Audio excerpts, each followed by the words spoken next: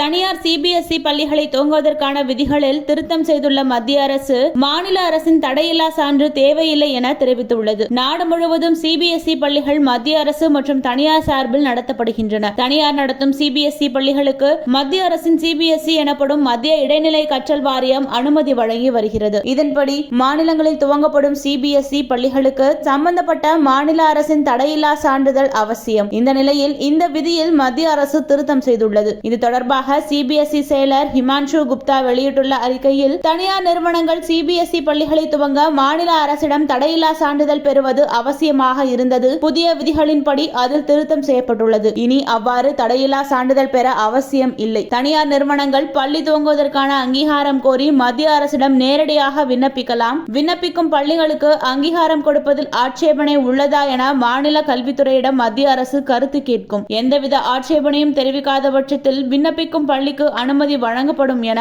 அவர் கூறினார்.